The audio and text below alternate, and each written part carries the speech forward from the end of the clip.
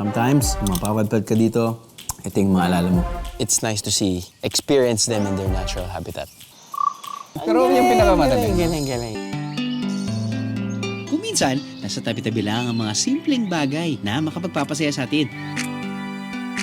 Katulad na lang ng kulitan kasamang barkada. Bagong lutong pagkain na sama-sama nating pagsasaluhan. At syempre, para sa adventure lovers, pambihirang biyahe na abot kaya. Kung simple joys in life ang hinahanap nyo at pinagdadasal, tara, biyahe tayo sa Negros Oriental.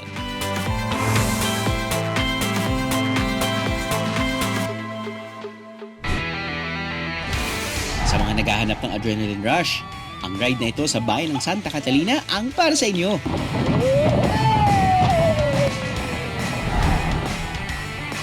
Ang slide na ito, gawa sa material na kadalasang ginagamit lang panggatong. Ang palwa ng nyog. Sagana kasi sa palwa ang Negros Oriental. Paano yung maintenance? Paano yung safety ng tao? Kasi syempre, pag native, di bakal, at syempre kahit paano may hangganan yung durability niya. Oo, sir.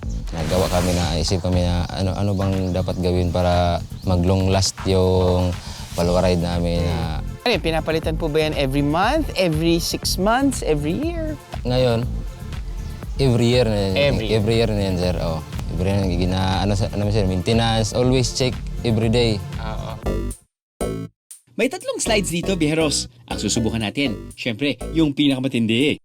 Itong super extreme ride na may habang 360 feet.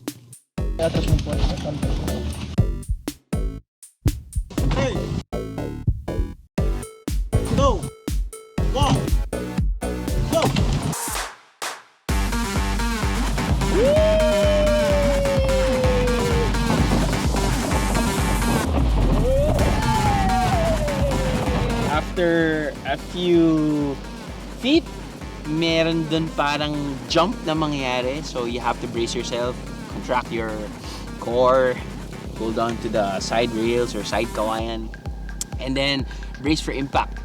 Yung isa sa mga, and it's actually strategic yung ginawa nila. Paano ba to? Siguro mas maganda yung katulad ng ginawa ko kanina. Nanood muna ako. Yung pinanood mo, parang alam mo kahit pa paano yung what to expect. And then it kind of felt like, sabi ko, uy, okay ah. Medyo mabilis to at medyo may thrill. So from there, parang yun yung ini-expect ko na. I gotta say, it could be dahil mag-isa lang ako, dahil after ng my ride, my experience, sinasabi ni Kuya, dapat dalawa pala kayo para to make it faster and to make the experience better. Sa totoo lang, nabitin ako. Kaya one more time with feelings. And this time, may kasama na para mas mabilis. If you're around this region, I think I have to say, ito yung isa sa mga locations or yung experiences na kailangan yung ma-experience. Bukod sa Palwa Ride, may iba pang atraksyon sa Eco Adventure Park na ito, tulad ng Spiderweb at Giant Swing.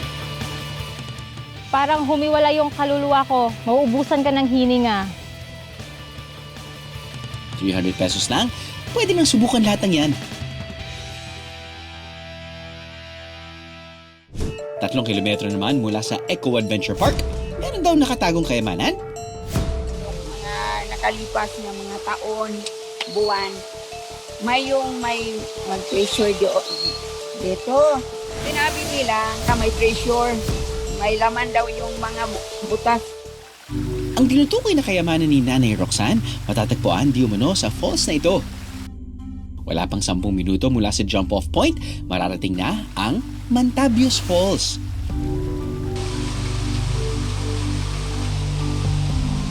Refreshing water in this hot weather? Say no more!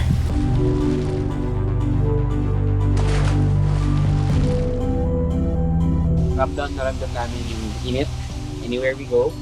So, featuring this type of waterfall na kahit paano, anything that can soothe or can counter the warm or the super hot temperature, panalo.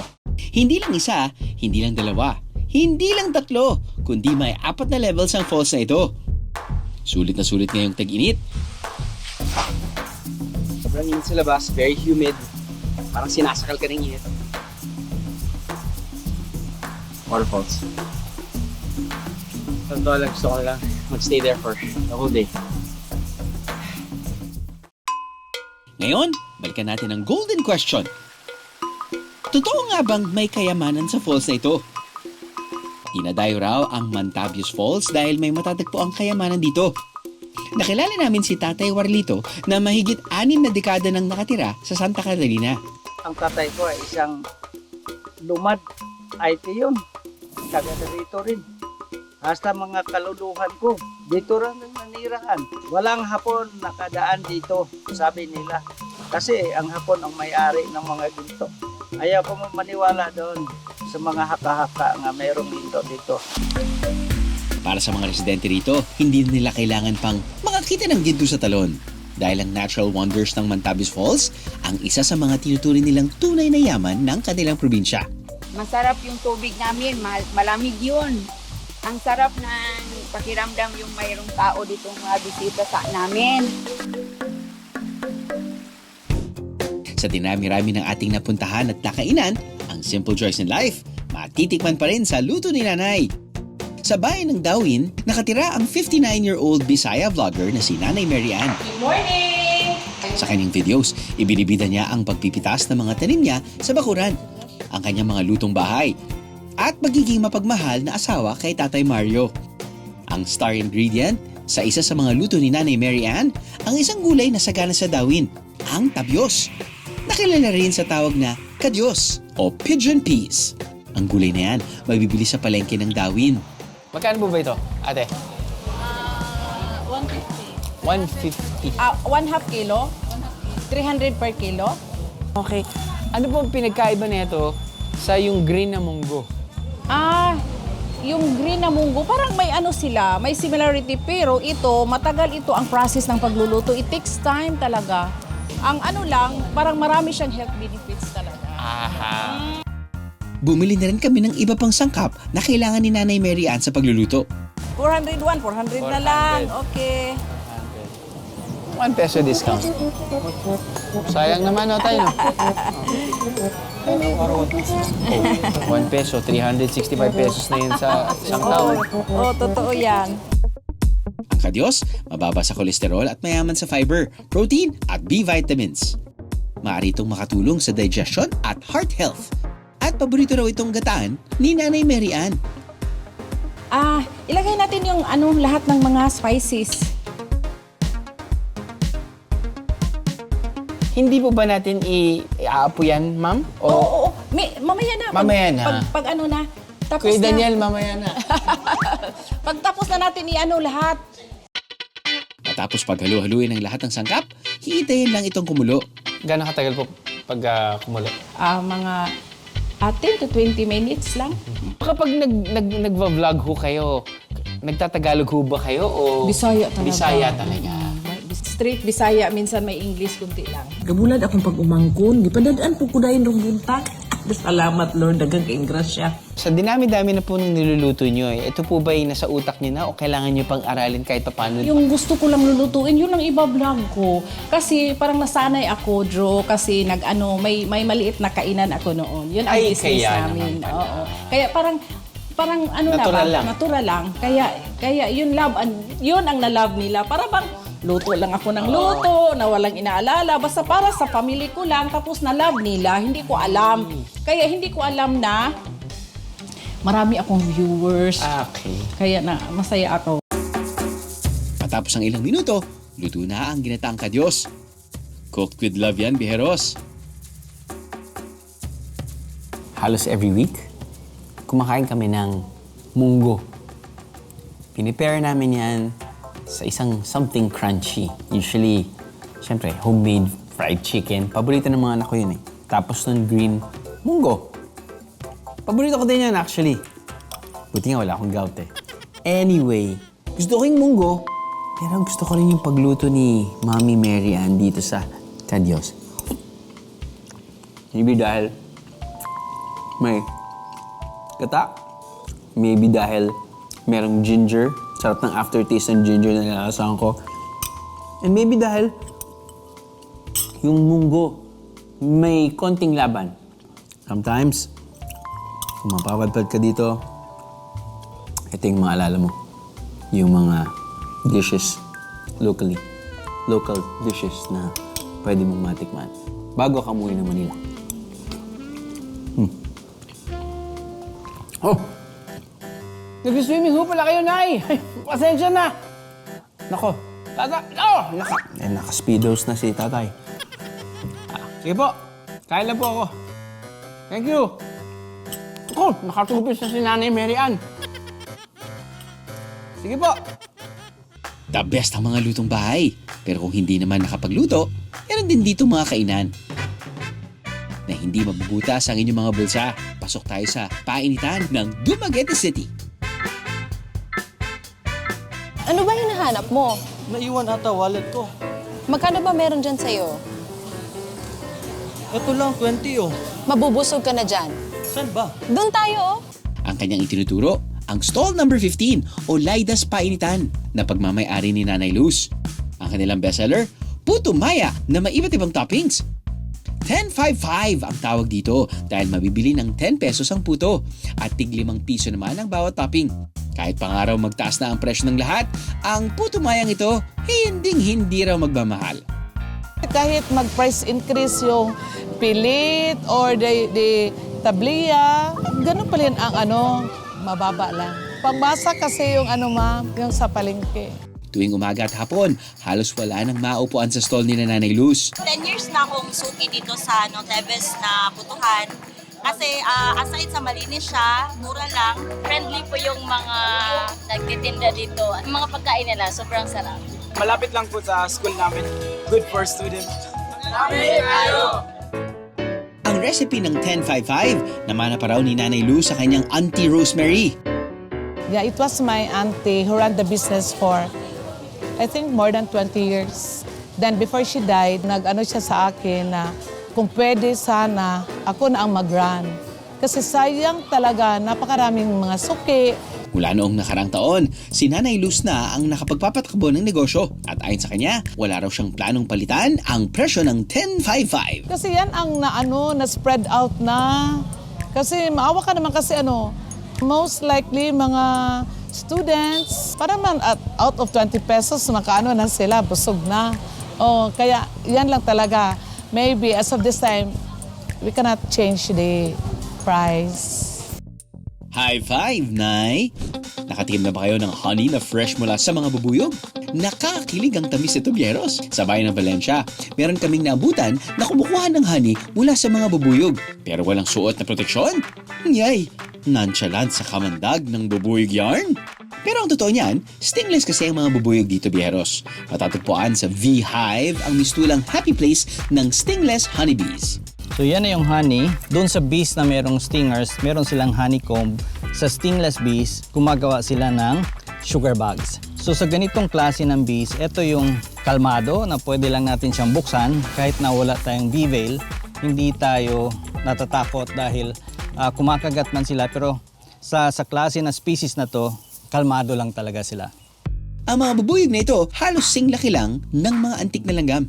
Ang Japan ang nag-release ng study 5 years back na ang honey ng stingless bees comparable to that of Manuka honey, which is considered to be the #1 honey in the world. Sa ganito namang honey, talagang sweet and sour ang harvest niya, pero ang nutritional value niya ang nagpapataas ng kanyang presyo. So ang mga honey ng stingless bees umaabot ng 3,000 to 4,000 pesos per kilo. Wow! Liquid gold yarn! Welcome dito ang mga gustong magsimula ng bee farming o kahit yung mga gusto lang matuto tungkol sa stingless bees. Walang entrance fee. It's really free. Merong municipal tourism office na pwede nang puntahan. Sa pagbabiyahe, kakaibang saya at kapayapaan talaga ang nabibigay ng pag-explore sa kapaligiran at kalikasan. Mga biyahero, nandito tayo ngayon sa Katunggan Boardwalk dito sa Negros Oriental. And ito, apparently, isa sa pinakamahabang boardwalk. Galing tayo sa bridge, ganda ng ilog, papasok tayo ngayon sa mangroves at check natin yung vibe. habang 800 meters ang boardwalk na ito. Isa sa pinakamahabang boardwalk sa buong Negros Oriental. At kahit saan ibaling inyong paningin, makikita ang iba't ibang species ng mangroves. Na yung vibe na makukuha mo dito kapag magsustrolling ka dito, maglalakad, talagang, of course, nature tripping. If you want to find, some peaceful and relaxing location, I guess this could be your spot. Siguro, maganda rin na pumunta kayo ng umaga or hapon para hindi masyadong mainit.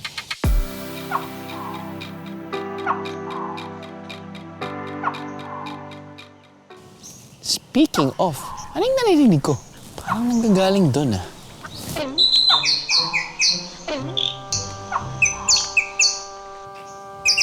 Anak ng to. Nikki, niloko mo na naman ako dyan ah. Akala ko, kumusta na? Naloko tayo ng siya. Okay lang naman po. Okay lang naman. So, fake news na may mga ibon dito pati tuko? Hindi, meron naman talaga. Meron. Pinaglalaruan ko lang sila. Nakipag-usap lang ako. Ang mga baon ni Nikki, mga instrumentong ginagaya ang mga tunog na naririnig sa paligid. At lahat ng ito, ginawa lang niya mula sa recycled materials. Mas maganda ito pag nasira, wala kang problema sa nature, babalik siya sa lupa. Babalik sa... Pero in terms of durability, mukhang matagal naman. Mga more than 10 years ko na pong gamit ito. Hindi nga. Susubukan kong hulaan kung anong mga nililikhang tunog ng mga instrumento ni Nikki. Ayan yung palaka. Yan yung palaka. Yan yung palaka. Bullfrog nga Bullfrog, ba yun? yung Bullfrog bullfrog, yan, di ba?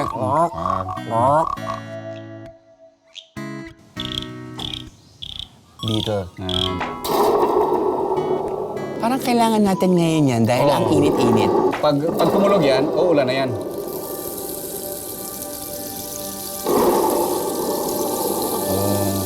Nare-relax na. Nare-relax yung utak mo. Parang di ba? feeling ko nasa spa ngayon ako tapos may nagmamasahe na sa akin. Sa pag-uusap namin ni Nikki, para akong bumalik sa pagkabata. So may stroke siya. Dapat ganito. Pwede ba yan? Sige. Sige, try. Mahina yung pinakadulo. Parang Mas mahina yung... napautot ako nun, ah.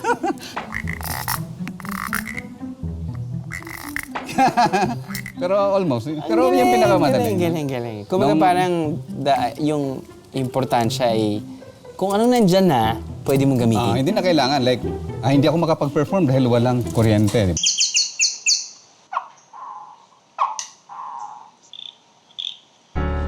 Passion ni Nikki para sa kalikasan na ibabahagi niya sa iba sa tuwing iniimbita siya sa iba't ibang parte ng Pilipinas. Kaya ang mga bata at maging mga child at heart talaga namang napapahappy nitong si Nikki. Pieros, anong gagawin niyo kung makakita kayo ng sandamakmak na paggalagalang unggoy? O edi, magpapabicture! Sa Santa Catalina, matatagpuan ang kaisa-isang monkey sanctuary ng Negros Oriental. Ang mga macaque monkey na ito wala sa kulungan at libreng nakakagala.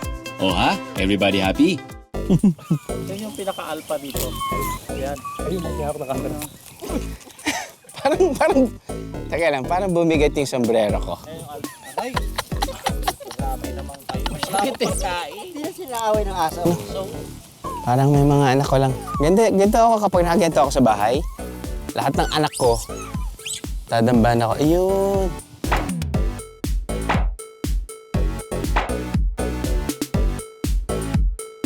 So dito na po sila nakatira dahil marami pong turista. Oo, bumaba na.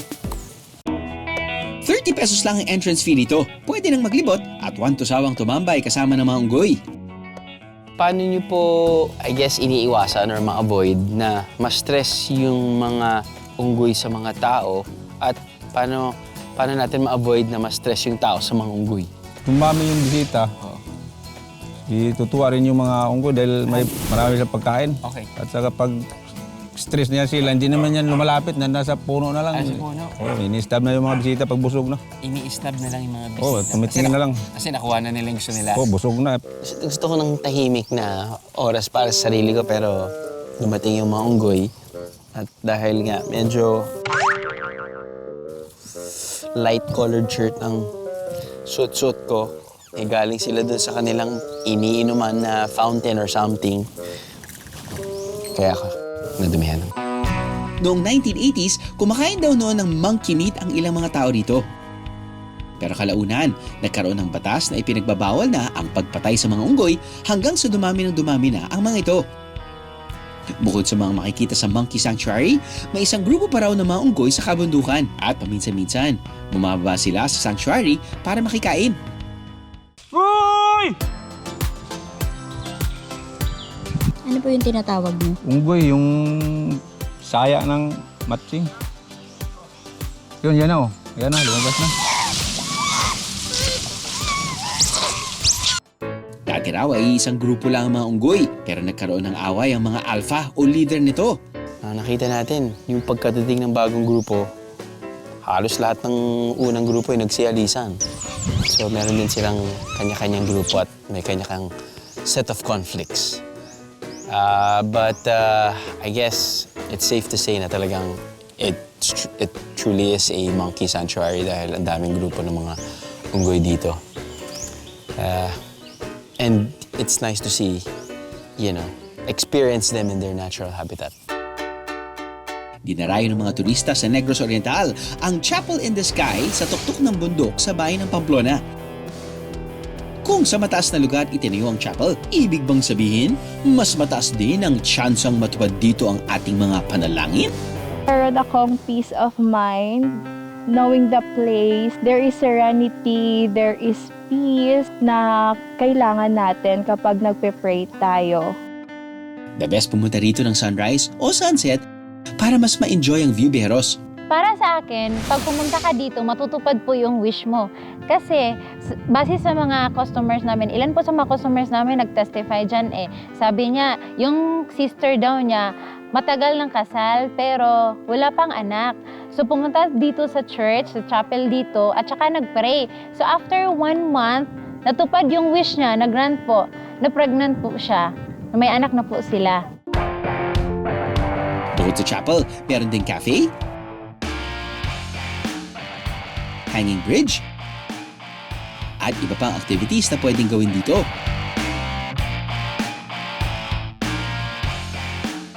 Yung mga tao dito pag pumupunta, usually family sila magbaband sila dito. Happy family together like that, and then makapag-relax together sa pagtanaw sa magandang tanawin dito sa Cafe Alicia.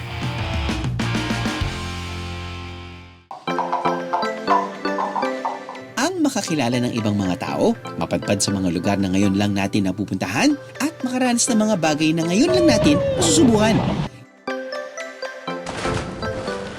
Yan ang mga simple joys in life na naghihintay sa bawat pabiyahe sa Negros Oriental.